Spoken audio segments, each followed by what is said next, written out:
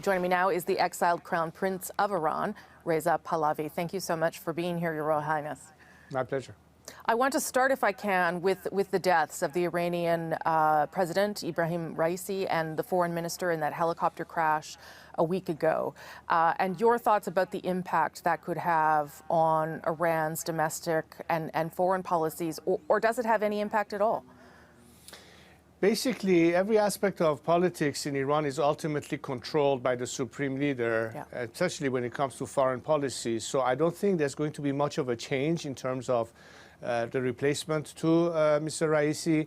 It's probably going to be more of the same, and Khamenei has maintained consistently the same position he has over the last 3 decades.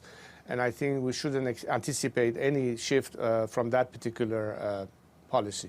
How were those deaths viewed inside Iran, from what you've heard? Well, from what we get from Iranian social media, there was many celebrations across the country with fireworks, with people distributing sweets to one another, and being relieved that one of the most sinister characters of this regime that has been directly responsible for the death of thousands of Iranians under his watch has met his maker.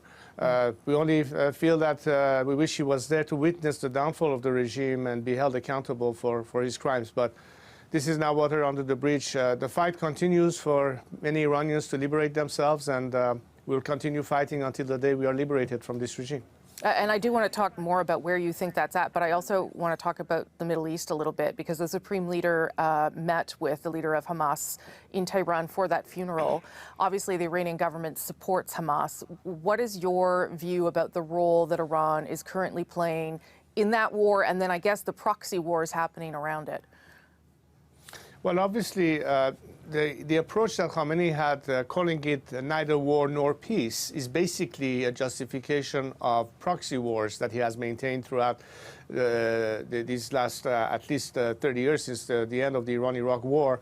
The regime has been fortifying its proxies and has financed them, traded them, equipped them with weapons and all sorts. And as a result, we've seen that its means of interfering in the region and trying to establish its own hegemony under a Shiite caliphate is really the mission of this regime from the time of the revolution. And as a result, they're using their proxies to bring even more instability and pressure in the region, whether it's Hamas or Hezbollah or Islamic Jihad or even the Houthis. This is part and parcels of the whole network of the regime's proxy involvement in our immediate region, and of course well beyond that with the IRGC that stretches all the way even to the Western Hemisphere in Venezuela and other places. And where do you think the people of Iran stand, or what are they thinking about the escalating tensions between Israel and Iran right now? I think the people of Iran have always tried to message the world that a liberated Iran, a democratic Iran, will seek only peace and good relations with our neighbors, whether it's the Arabs or the Israelis, completely different and opposite to what this regime has been standing for. In other words, the only way that we can eliminate the problems, including escalation of conflict, is by this regime no longer being in power. Yes. The guarantee of having an opportunity for the whole world to be released of the problematics involved with the regime, whether it's the nuclear threat, whether it is terrorism or radicalism spreading, is to put an end to it. And the regime has been the essential reason why we have the conflicts and, as a result, the escalation that are potentially down the road, unless we opt for a better solution. And that means investing on the people of Iran as the alternative at the end of the day, which is why I think the foreign policy of many governments, including the Canadian government, should be to directly support the Iranian people and bring as much as there is economic sanctions to put pressure on the regime, but parallel to that, a policy of maximum support, so you can give the people an equal footing and feel to be able to fight against an extremely repressive regime. And you were recently in Canada, and I believe you met with some government officials. What was that the message that you sent to them, and what does that look like for Canada to directly support Iranians without that being caught up in support of the regime? Well, first of all, I'd like to offer my appreciation from the statement coming from Prime Minister Trudeau that rather than sending condolences, it was a message of support to the Iranian people, which is what we expect for democratic leaders. But I think Canada could do even more. I think one of the key issues on the table is the inscription of the IRGC as a terrorist organization. This is something critical because if you look at it, IRGC has been the main operating mechanism for the regime, whether it's repression at home or interference abroad.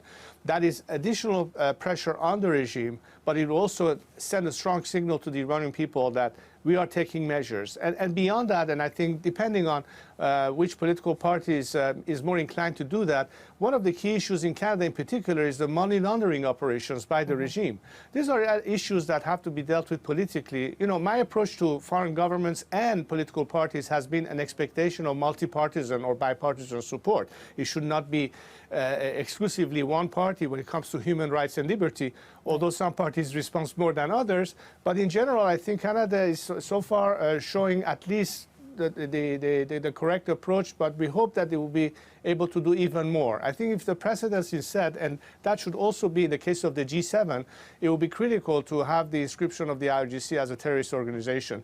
It's been legislated for, but governments have to make the final decision. Yeah, there was a motion where it was voted on in Parliament here, although that's not binding for the government. And one of the, I'm sure you know, one of the reasons the government has given for not doing that is the complexity in labeling who you would go after, given that you are forced to participate. You are forced to participate in military service in Iran. Do you understand that reasoning, or do you think that they are making it more complicated than it needs to be?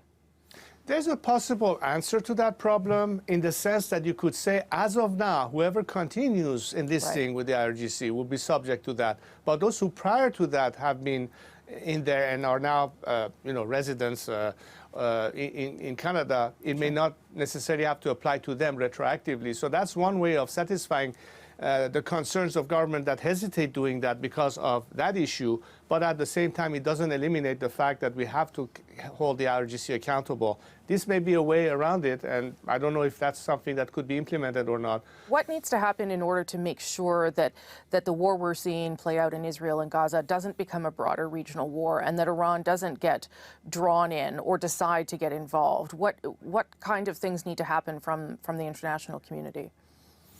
Looking beyond the status quo and limiting your options to either diplomacy, which has failed, and conflict, military intervention, which is not desirable.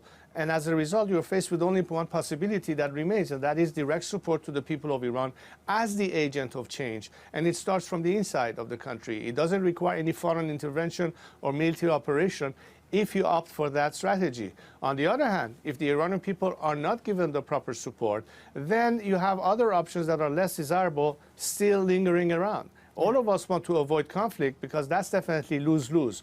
I honestly believe that the only win-win solution for the world and the Iranian people at the same time is to get rid of this regime. So there has to be ultimately a decision made about regime change. Why do I say that?